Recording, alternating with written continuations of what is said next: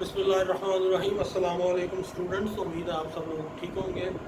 मैं first year का जो चौथा चैप्टर है वो ख़त्म करने जा रहा हूँ। हम एक्सरसाइज पे पहुँच गए हैं, तो एक्सरसाइज में शुरू करने लगा हूँ। आप MCQs निकाल लें ज़रा। पहला देखें, when compressed hydrogen is allowed to expand rapidly it causes cooling. ये आपने जूल थॉम्सन इफेक्ट पढ़ा हुआ है। ए ऑप्शन है कूलिंग, तो ये इसका आंसर है। क्वेश्चन नंबर 2 देखें जी, 760 torr are equal to pascal. 760 torr जो है ये 1 ATM के बराबर होता है, और अगर इसे पास्कल में एक ATM को पास्कल में बदलेंगे तो आपका आंसर आएगा 10, 13, 25 पास्कल। तो ये बी ऑप्शन जो है ना, 10, 13, 25 पास्कल, ये करेक्ट आंसर है।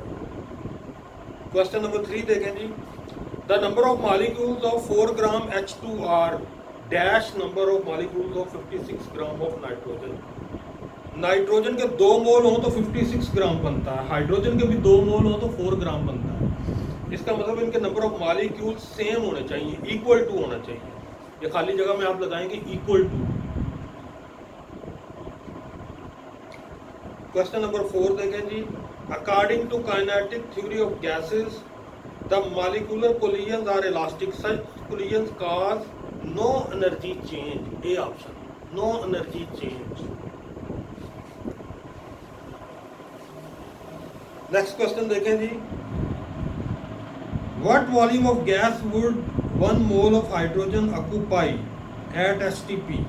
हाइड्रोजन का 1 मोल STP पे जगह घेरेगा, आपने पढ़ा हुआ है 22.414, और यहाँ पर एग्जैक्टली तो ये कोई नहीं लिखा हुआ, 22.4 जो डेसीमीटर क्यूब, ये आपका आंसर है बी, ये नियरेस्ट है। एग्जैक्ट वैल्यूज तो नहीं लिखी हुई।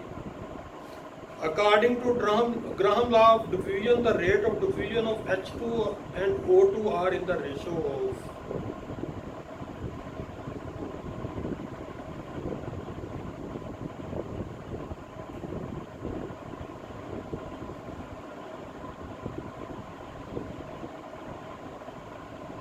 ये आपका ऑप्शन है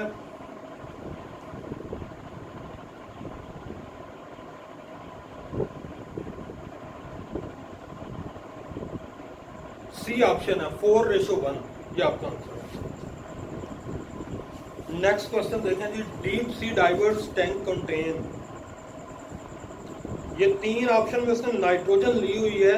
नाइट्रोजन आपको मैं टॉपिक पढ़ाते वक्त भी बता चुका हूँ, Dalton law of partial pressure, कि नाइट्रोजन गैस नहीं लेके जाते क्योंकि वो ब्लड में डिफ्यूज हो जाती है। तो इनमें से कोई भी गैस नहीं हम लेके जाते। चौथा ऑप्शन है नन ऑफ दीज, तो आप इस पर टिक करें, ये आपका करेक्ट आंसर है। नेक्स्ट क्वेश्चन है, in SI unit the value of R is. SI unit में आपने पढ़ी हुई है value of R 8.314 newton metre. हाँ जी, ये बी ऑप्शन है, 8.314 न्यूटन मीटर पर केल्विन पर मोल, ये बी ऑप्शन है। नेक्स्ट क्वेश्चन देखें जी, according to kinetic molecular theory kinetic energy of gas molecule increases when they are. 4 option है, mix with other molecule, low temperature, ये तो नहीं है, आर फ्रोजन इनटू सॉलिड, ये भी नहीं है, आर कंडेंस इनटू सॉलिड, ये भी नहीं है, are melted from solid to liquid state. ये जो है ना, from melted from solid to liquid state, इसमें मॉलिक्यूल जो सॉलिड से लिक्विड में कन्वर्ट हो रहे हैं तो उनकी काइनेटिक एनर्जी इंक्रीज होगी। डी ऑप्शन जो है ना वो आपका वो करेक्ट है। आगे चले जी, which gas is more ideal at STP। तो ये जितनी भी गैसेस हैं इसमें देख लें, नॉन पोलर गैस कौन सी, H2 गैस जो है वो नॉन पोलर है, तो ये सबसे ज्यादा आइडियल होगी, क्योंकि जो नॉन पोलर गैस, जो पोलर गैसेस होती हैं वो नॉन आइडियल होती हैं, और जो नॉन पोलर गैस होगी वो आइडियल होगी। तो यहाँ पर H2 गैस जो है वो नॉन पोलर है, ये मोर आइडियल है। नेक्स्ट ऑप्शन देखें जी, on heating direct conversion of solid into gas is called sublimation. B option, sublimation. In which of the following are particles more disordered? एक जी water है, एक स्टीम है at 100, water at 0, impure water at 102। तो ये steam चूंकि gaseous form में gaseous form में molecule ज़्यादा डिस्टॉर्डर और दूर दूर होते हैं। तो ये स्टीम एट 100 डिग्री सेंटीग्रेड, ये करेक्ट आंसर है। नेक्स्ट देखिए जी, when steam condense the particle shrink to smaller size, lose energy to their surrounding, move further apart। ये जो बी ऑप्शन है ना, lose energy to their surrounding, ये आपका करेक्ट आंसर है। नेक्स्ट देखेंगे, the particle of a gas can be described as only moving outward, vibrating about defined position, rising upward, moving randomly in all direction। ये जो D option है ना, moving randomly in all direction, ये आपका correct answer है।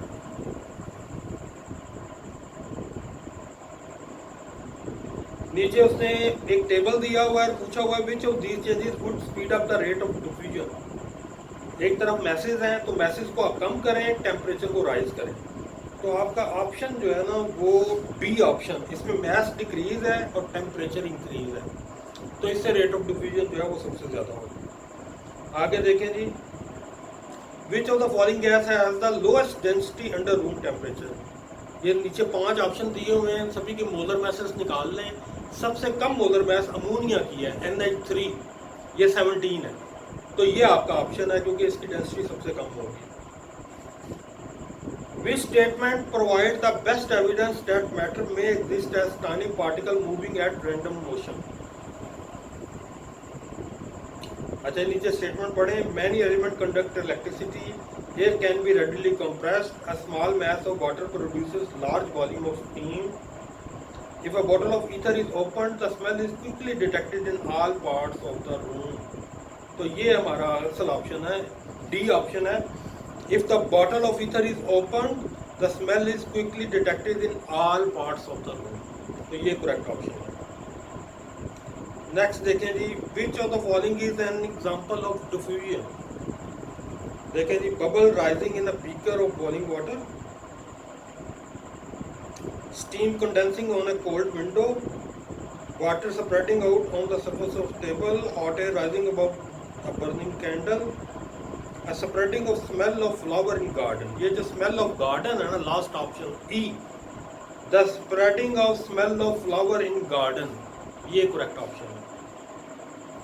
आगे देखें जी, next है, when a large beaker full of N2 is inverted over a porous part containing CO, the water level is in specified apartment does not change, what is the reason? तो option A है, the two gases have equal density, ये correct option है। और आगे है, which statement explain why the compound propane and CO2 diffuse at the same rate। तो दोनों की जो relative मॉलिक्यूलर मैस है वो सेम होगी, यानी ऑप्शन सी है। चलो जी, ये आपके MCQs ख़त्म हो गए हैं।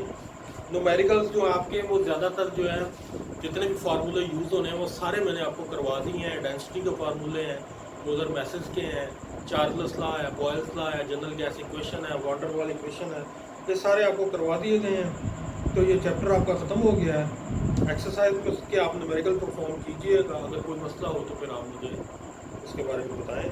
तो बाकी आपका चैप्टर खत्म हो गया। Thank you.